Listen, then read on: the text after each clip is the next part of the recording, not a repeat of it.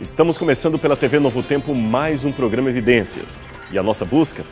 Fatos que comprovem a veracidade histórica da Bíblia Sagrada. Existe uma frase atribuída a Sócrates que diz mais ou menos assim: a vida sem ciência, sem conhecimento, é uma espécie de morte. É lógico que ciência para os gregos era algo um pouco diferente do que entendemos hoje por ciência, mas uma coisa é fato. Há pessoas que parecem nascer com uma tremenda sede de sabedoria e não se contentam enquanto não bebem litros e litros do mar do conhecimento. Aristóteles já dizia que o começo de toda ciência é o espanto de ver que as coisas são aquilo que elas são.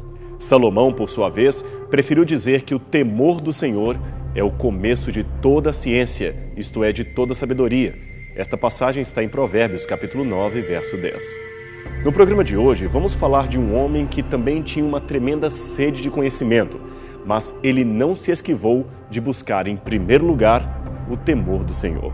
Seu nome? Galileu Galilei, um homem que viveu para descobrir coisas revolucionárias. Seu nascimento ocorreu no dia 15 de fevereiro de 1564, em Pisa, na Itália. Seu pai se chamava Vincenzo Galilei. Ele era músico e compositor e também matemático. A sua mãe, Giulia Amanati, era uma cristã devota que muito incentivou a espiritualidade na vida dos seus filhos.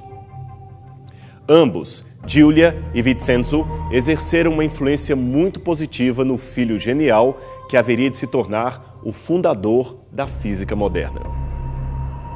A família Galilei era muito pobre e Vincenzo enfrentava muitas dificuldades para criar os 7 filhos que possuía.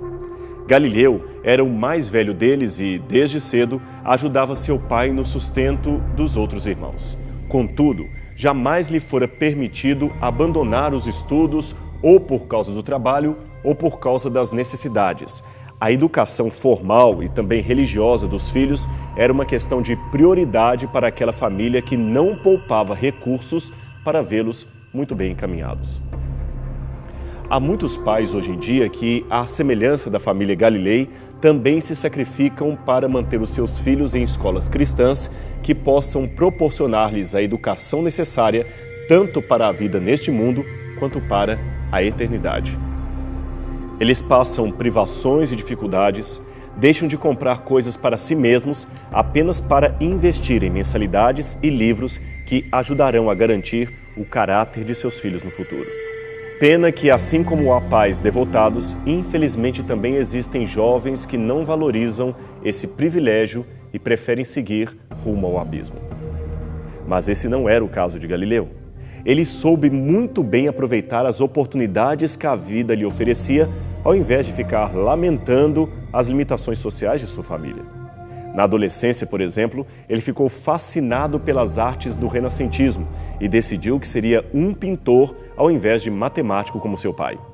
Depois mudou de ideia e resolveu que entraria para a ordem dos jesuítas, onde seguiria a carreira de religioso. O problema é que Galileu, nesta época, tinha apenas 14 anos de idade e seu pai já havia percebido que muitos dos seus desejos eram apenas fogo de palha, daqueles próprios da adolescência. Na verdade, apesar do brilhantismo e talento natos já demonstrados desde a juventude, Galileu era muito inconstante em termos de carreira profissional. Hoje ele queria ser uma coisa, amanhã queria ser outra. Aliás, você sabe como é. Há pessoas que são realmente indecisas. No último ano do ensino médio, é sempre comum encontrar alunos que não sabem se querem cursar direito, física ou computação. No final, acabam fazendo uma faculdade que não tem nada a ver com nenhuma dessas 3 opções anteriormente aventadas. É a vida. Uns certos do que querem, outros eternamente indecisos. Se você é um desses indecisos, não se desespere. Quem sabe não existe um gênio como Galileu aí mesmo, existindo dentro de você. O Sr. Vincenzo, então, tentou escolher uma carreira para o seu filho, insistindo para que ele fosse comerciante de tecidos. Essa profissão, na época, dava muito dinheiro, mas o protesto de Galileu foi imediato. Então, o seu pai lhe fez uma outra proposta, uma outra alternativa, que tal se ele se tornasse um médico? Na falta de algo mais atrativo, Galileu aceitou cursar medicina. Com apenas 17 anos, ele iniciou seus estudos na Universidade de Pisa. Seus colegas na época puseram-lhe o apelido de debatedor, porque ele vivia questionando e discutindo tudo aquilo que seus professores diziam. E tudo aquilo, é claro, que não fosse baseado em provas convincentes. Depois de algum tempo, Galileu trancou a faculdade de medicina e acabou mudando de curso. Estudou matemática e ciências. Contudo, em 1585, ele foi obrigado a deixar a universidade por falta de dinheiro. A reitoria costumava oferecer bolsas de estudo a alunos pobres que, como ele, não tinham como custear os seus estudos. Mas Galileu era considerado por alguns professores um encrenqueiro acadêmico. Deste modo, o seu nome nem foi considerado para o oferecimento de bolsa escolar. O reitor e alguns professores da universidade pareciam até estar satisfeitos em não ter mais aquele aluno questionador em meio aos estudantes da escola. Mas note, encrenqueiro neste contexto que eu apresentei aqui não significa desordeiro, desinteressado ou delinquente. Galileu era apenas um jovem, digamos assim, com uma mente um tanto inquietante, uma mente à frente do seu tempo. E aliás, se me permite dizer, a sociedade humana nem sempre reconheceu seus grandes personagens enquanto estavam vivos atuando nela. Coube muitas vezes à história dar-lhes o reconhecimento devido, mas isto já com anos e anos após a sua morte. Enquanto estavam vivos, eram meros questionadores, mas depois de mortos, ilustres pensadores da humanidade. Assim foi com vários, inclusive Galileu. Mas o curioso dessa trajetória, e que poucos biógrafos infelizmente dão atenção, é que nesta época o que mais ajudou Galileu em sua humilhação e falta de perspectiva foi justamente a fé cristã que sua mãe lhe havia ensinado. Veja o que ele mesmo escreveu. Tudo aquilo que dá curso a nossas vidas, devemos receber como sendo o maior dom da mão de Deus, na qual repousa igualmente o poder de não fazer absolutamente nada para nós. Na verdade, devemos aceitar o infortúnio não só em agradecimento, mas em infinita gratidão à providência divina, que por meio de tais ocorrências nos leva a superar um amor excessivo por coisas terrenas, elevando nossa mente para aquilo que é celestial e divino. Agora você vê, Galileu Galilei, o futuro homem de ciência, apegou-se com firmeza a Deus e fez de Deus o seu professor especial. Ele pediu ao Senhor que o iluminasse e começou a estudar por conta própria e dar aulas particulares para se sustentar na cidade de Pisa. Até que este homem, Guidobaldo del Monte, famoso professor de matemática nas universidades de Pisa e Pádua, reconheceu o brilhantismo de Galileu e interveio em seu favor. Ele solicitou pessoalmente à reitoria da universidade que Galileu fosse aceito ali, não mais como aluno, mas como acadêmico. Você já deve estar imaginando que não foi um pedido fácil, e não foi mesmo. Aquele pleito de Guidobaldo resultou numa queda de braços administrativa que durou anos, até que, finalmente, em 1589, a Faculdade de Matemática o aceitou como um de seus professores assistentes. Cargo, aliás, que ele ocupou por 4 anos consecutivos. Dizem, aliás, que certa feita o nosso gênio quase perdeu a cátedra de professor porque foi o único que teve a coragem de ser sincero e reprovar um trabalho medíocre que todos diziam estar bom apenas porque havia sido feito pelo filho único de um grande duque da cidade de Pisa. Foi durante esse tempo que Galileu inventou a balança hidrostática e determinou o centro da gravidade nos sólidos. Tais descobertas valeram-lhe, em 1592, o título para lecionar na grande Universidade de Pádua. Ele não era tolo, é claro, e aceitou prontamente o convite. Em Pádua, Galileu vai permanecer até 1610. Nesse período, ele aproveitou para aperfeiçoar o telescópio e mediu, através desse, as montanhas da Lua. Também assinalou os satélites de Júpiter, as fases de Vênus e os anéis de Saturno, além, é claro, da rotação do Sol sobre o seu próprio eixo e outras coisas mais. Galileu afirmou também que o peso dos objetos é determinado pela força contínua de atração que exerce o centro da Terra sobre os corpos. Se estivéssemos num vácuo, a folha de uma árvore cairia no solo com a mesma velocidade de um bloco de chumbo. A razão disto é que não haveria ali a resistência do ar à passagem dos objetos. 3 séculos e meio depois, os astronautas americanos pisam na Lua e testam na prática o que Galileu havia dito na teoria. Mais uma vez, confirmou-se que o italiano estava certo.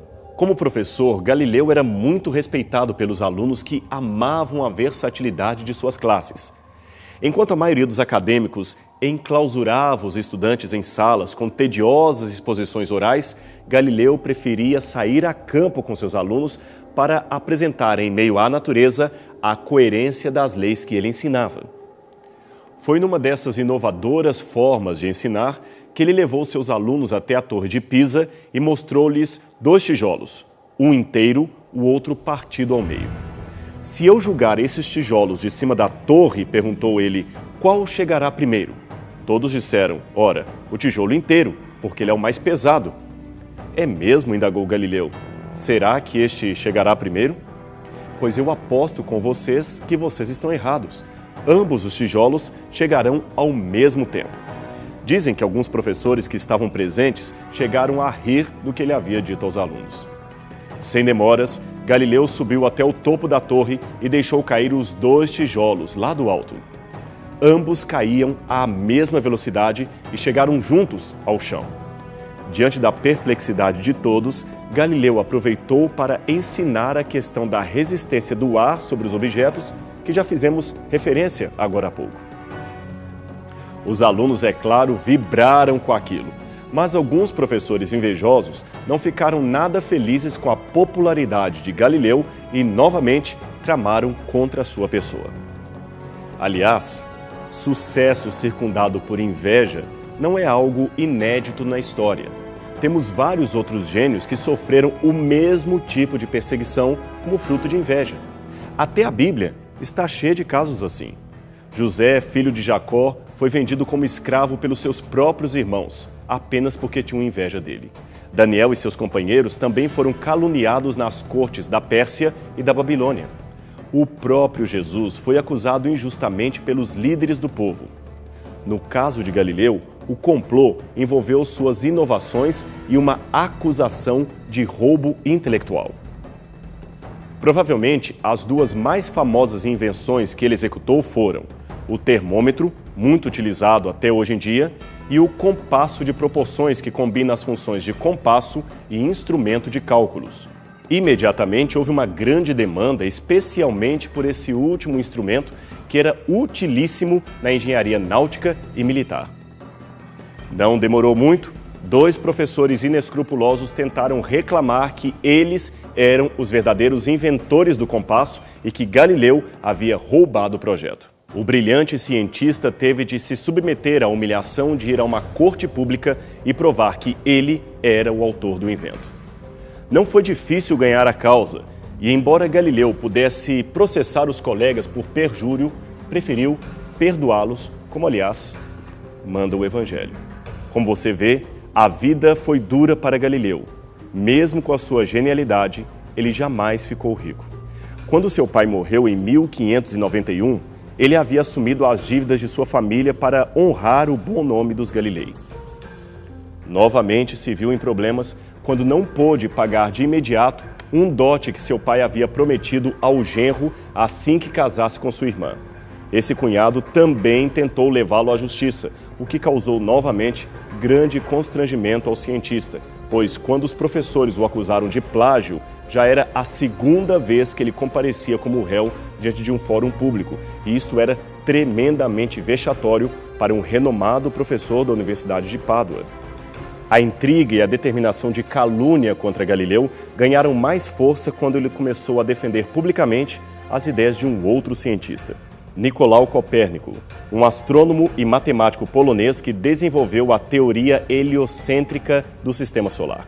Apesar de ser um cônego da própria Igreja Católica, isto não impediu que Copérnico fosse taxado de herege uma vez que a sua teoria questionava o sistema geocêntrico defendido oficialmente pelos teólogos da Igreja.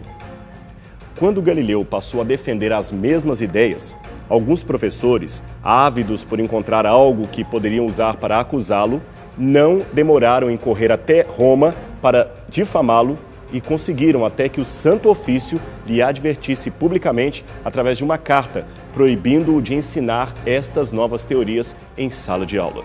Em 1632, pensando já ter passado a crise, Galileu publicou um livro chamado Diálogos sobre os dois principais sistemas de mundo. Neste livro, ele criticava de novo o sistema aristotélico e defendia com força o heliocentrismo. 5 meses mais tarde, a Igreja então proibiu a circulação de seu tratado e 2 anos depois, ela o convocou a comparecer em Roma para enfrentar a acusação de herege e inovador. O interrogatório foi feito em 21 de junho de 1534 e Galileu precisou retratar-se do que era considerado o seu grande erro. De uma forma muito humilhante, Galileu teve que ficar de joelhos e recitar uma retratação formal conforme a ordem dos inquisidores. Veja o que ele disse. Eu, Galileu, juro que tenho sempre acreditado, e ainda agora acredito, e com a ajuda de Deus continuarei acreditando em tudo o que é dito e pregado pela Igreja. Eu devo esquecer totalmente a falsa opinião de que o Sol é o centro desse sistema e não move, e que a Terra não é o centro desse sistema e se move. Agora, o hilário da situação é que, ao se levantar da retratação, Galileu teria murmurado baixinho: "E move por si mesmo, a Terra se move." Mesmo tendo aparentemente abjurado as suas crenças, ele foi condenado ao cárcere privado. Para a alegria dos seus inimigos, Galileu foi obrigado a morar na vila de Arcetri, sob a vigilância da Inquisição. Desde então, nunca mais voltou a dar aulas. Retomou seus estudos de mecânica e escreveu um novo livro contendo discursos que foi, às duras penas, publicado na Holanda por um simpatizante de seu trabalho. Neste livro, ele tentou alertar os líderes da Igreja quanto à armadilha que eles mesmos estavam criando para si. Ele escreveu o seguinte: Escrevam o que lhes digo a teólogos. O desejo de vocês em forjar assuntos de fé, a partir de proposições relativas a fixar a posição do Sol e da Terra, tem levado a Igreja a condenar como hereges aqueles que declaram que a Terra gira em torno do Sol. Mas o tempo virá em que será provado fisicamente que o contrário do que vocês dizem é a verdade, que a Terra gira em torno do Sol. Agora, aqui é importante anotar um detalhe. O conflito de Galileu Galilei foi contra a Igreja. Não se trata, como muitos dizem, um conflito entre ciência e religião. Não é nada disso. Galileu estava aqui contrapondo, em primeiro lugar, as ideias científicas de Copérnico àquelas ideias científicas de Aristóteles, que foi adotado oficialmente pela Igreja na ocasião. Galileu nunca foi contra a Bíblia ou a religião cristã. Aliás, ele expressou a sua visão científica, defendendo não apenas Copérnico, mas também a relação que existe entre Bíblia Sagrada e verdade científica. Numa reveladora carta escrita em 1615 para a Duquesa de Toscana e publicada em 1632, Galileu apresenta a sua ideia de ciência e religião. Foi essa publicação que resultou em sua intimação perante o Tribunal da Inquisição, e ela revela coisas interessantes para o debate atual entre ciência e religião. Aliás, eu até sugiro que você leia esse tratado e veja por si mesmo que, ao contrário do que muitos pensam, Galileu nunca foi contra a religião. Pelo contrário, ele exalta a sua fidelidade à Bíblia Sagrada e também o desnecessário conflito entre ciência e fé. O problema maior, como eu disse, começa muito antes do cristianismo, começa com o filósofo grego Aristóteles. No 4º século a.C., Aristóteles acreditou e ensinou para os gregos e para o mundo que o universo era uma esfera finita com um centro estático que era o planeta Terra. Essa ideia foi advogada pelo matemático Cláudio Ptolomeu, que viveu no Egito durante o 1º século depois de Cristo e foi admitida pela Igreja como verdade inconteste. Mas por que a Igreja oficializou o geocentrismo de Aristóteles e Ptolomeu? Por 2 razões.